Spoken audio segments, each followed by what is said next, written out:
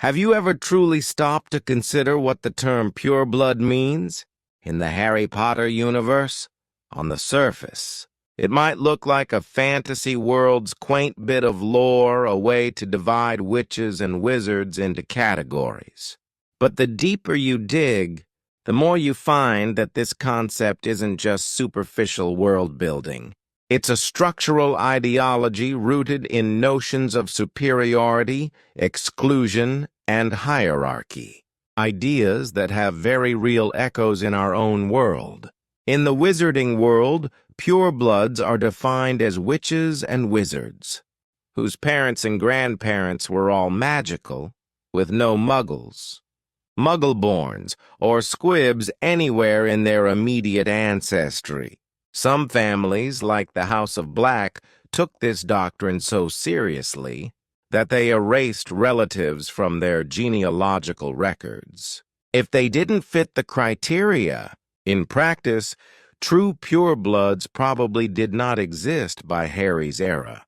Those who claimed purity often had to lie, or exclude inconvenient branches of their families just to uphold it. Yet the ideology persisted.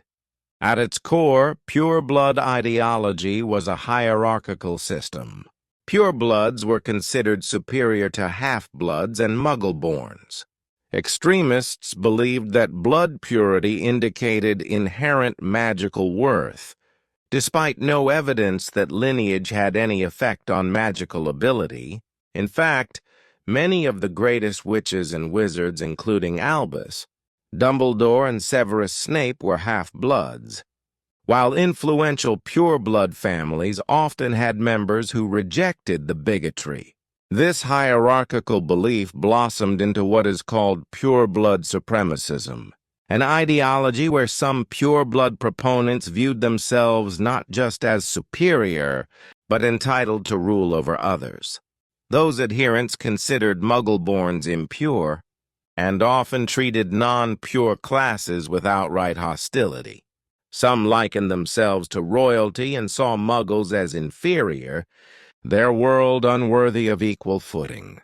One of the most telling examples of this mindset is shown through characters like Lucius Malfoy, who frequently disparages muggle-borns and half-bloods, echoing the elitism of real-world aristocracies that once condemned intermarriage with outsiders.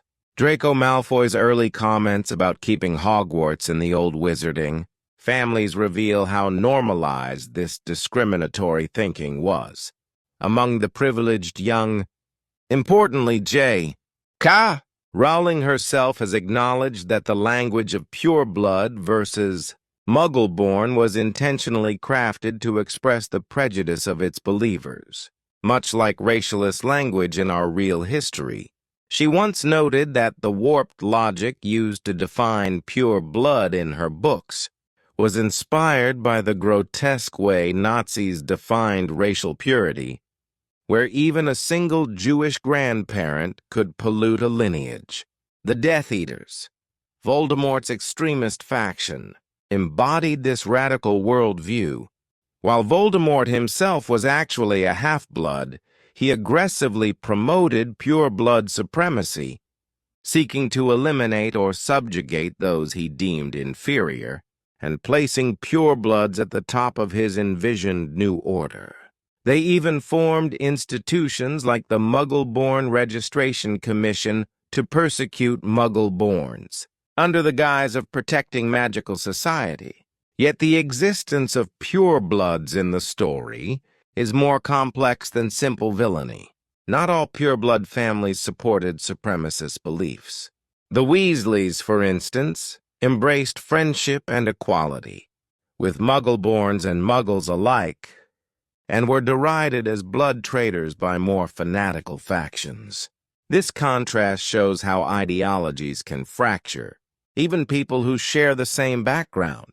Moreover, the idea that pure-blood families were disappearing by the time of the book's events is itself part of propaganda within the wizarding world. In reality, many students and families still qualify as pure-blood if lineage is defined strictly, and half-bloods dominated the population numerically. This contradiction suggests that pure-blood discourse was less about biological fact and more about cultural identity and exclusionary politics.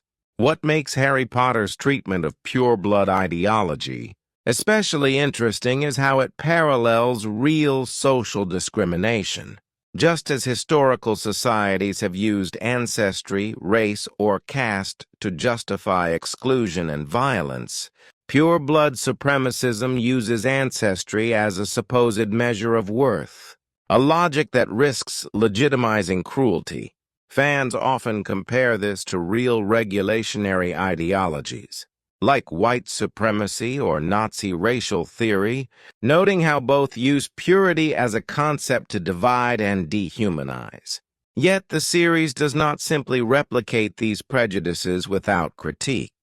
Through characters like Harry, Hermione, and others who defy blood status as a determinant of value, the narrative makes a clear argument worth is not inherited. It is earned through choices, courage, and compassion. Hermione, a Muggle-born, excels through intellect and bravery. Harry, derived from both magical and non-magical lineage, stands as a moral core of resistance.